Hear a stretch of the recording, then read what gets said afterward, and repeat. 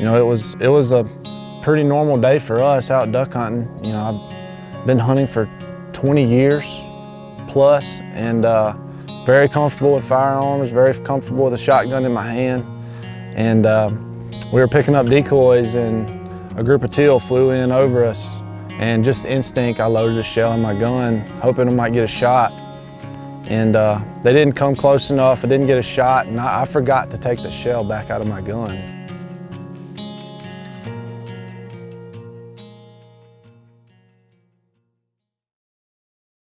My name is Matt Branch. I grew up in Louisiana, and I am a duck hunter through and through. Started hunting when I was a little kid. My dad introduced me. Pretty typical story as far as learning how to hunt and fish in the outdoors and everything. Grew up, went to college at LSU, played football there, and during my time at LSU, my hunting passion really grew because I couldn't really hunt anymore when I was in Baton Rouge during the football season. And I spent many nights watching hunting videos with my roommates and everything, and really wishing I could get back in the outdoors.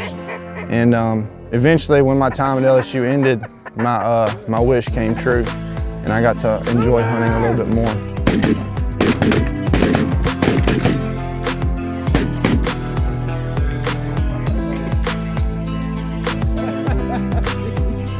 Right here.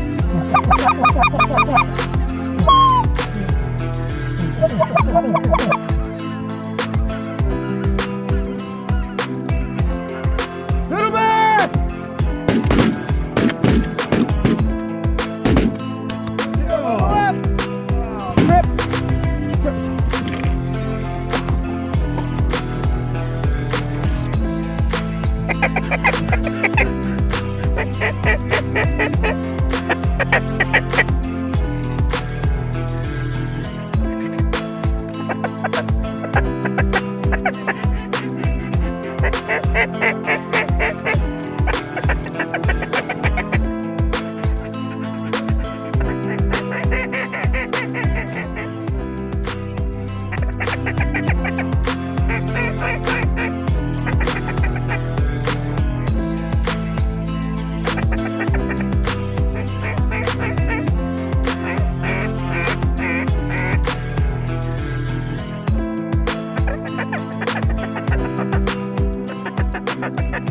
So I took a job in the agriculture industry, which is a great industry if you enjoy hunting and fishing, because you get basically all fall and winter off. Basically started raising a family, working, you know, just living a normal life. Until one day, December the 28th, 2018, we were wrapping up a duck hunt with my family and a couple of friends. Been hunting for 20 years plus, and very comfortable with firearms, very comfortable with a shotgun in my hand. And we were picking up decoys, and a group of teal flew in over us, and just instinct, I loaded a shell in my gun, hoping I might get a shot.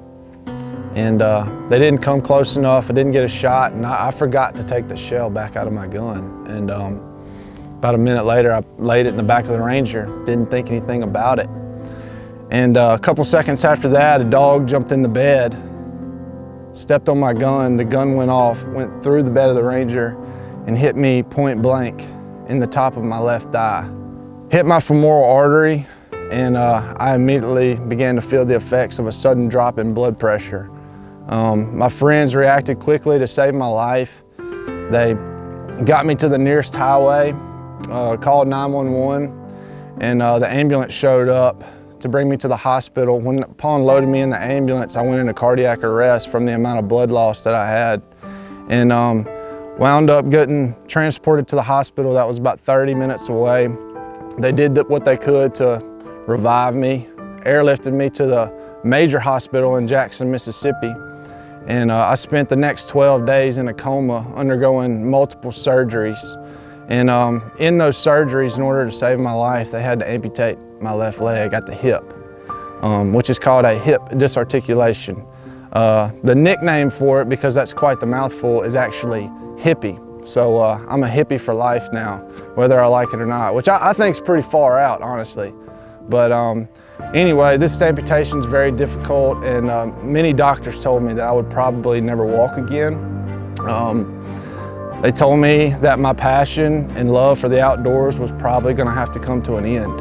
And it didn't really sit well with me. You know, it was something that I grew up doing. It's something that I had a lot of passion for and love for. And, you know, I decided right then and there I was gonna do everything I could to build up my strength and become mobile again so I could enjoy the outdoors like I did growing up.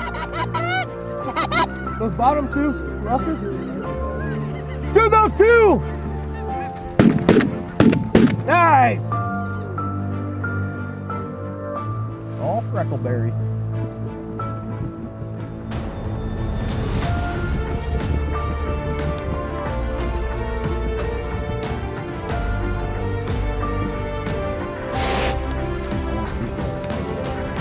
I think someone's got the video part handled, so.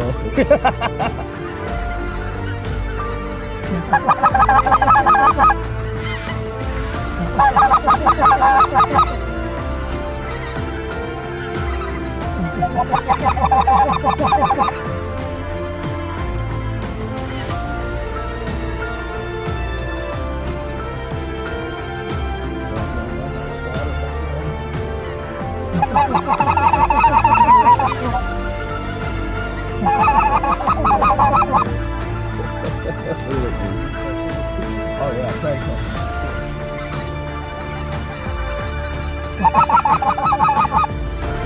Right left, boys.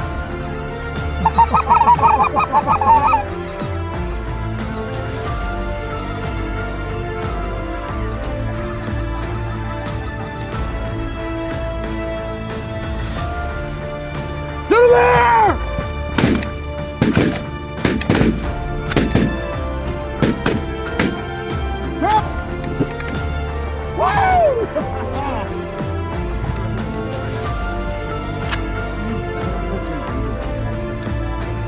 Right here, boys, right here. Shoot this bird. You know, this is actually my preferred way to waterfowl hunt now, you know, in a dry field and stuff.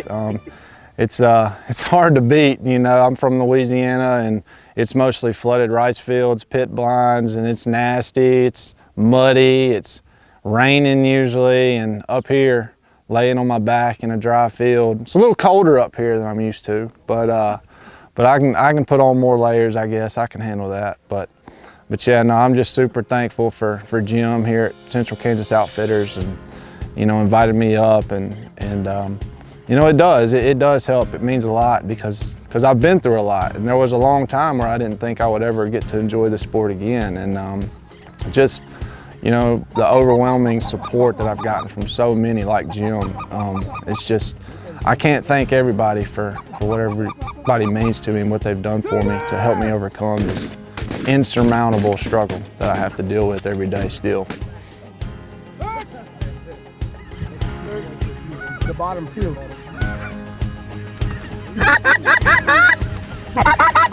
Shoot those two! Nice! Heads up! You hit one with a bow. Yeah, I got one with a pole. It was my $100.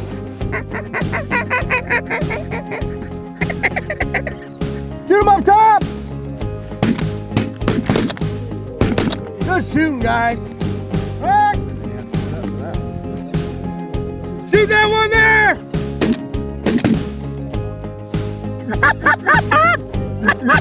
One's a speck, one's a... You know, I take full responsibility. It was my fault. My advice, just don't take any risks, don't take any shortcuts. You know, not every day does something tragic like this happen, but it truly only takes one mistake, just one small little thing that you may think in your mind, it'll be fine. It's not gonna make a difference. You know, lay your gun here, it's not gonna matter. Just little things, do the little things right every time, and you never have to worry about something like this happening to you. You can do the right thing 99 times out of 100 with a firearm, but all it takes is that one time to change someone's life forever.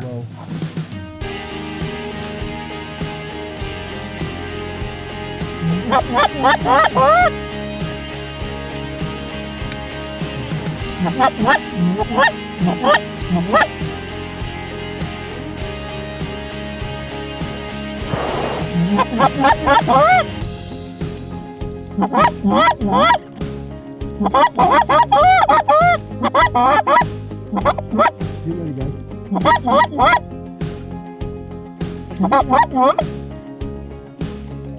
Shoot him there!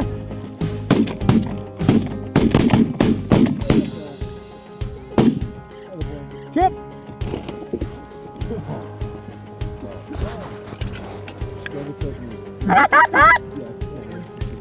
Shoot that one right there! Oh, mercy! Gunslinger to the right. Watch these two up front, boys. Get ready.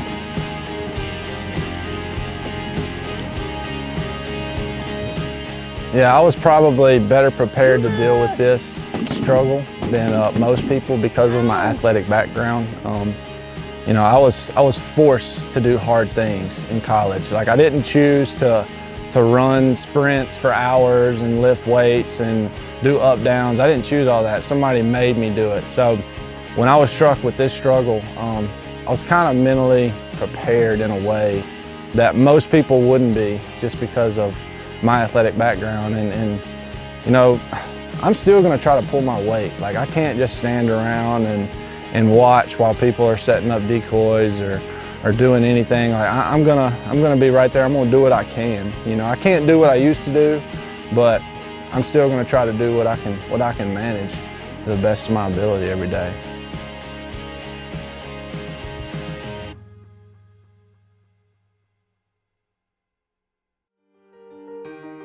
I can't take all the credit for me being where I am today. You know, my wife was there with me through the worst of it. You know, there was many days that she did not think I was gonna make it.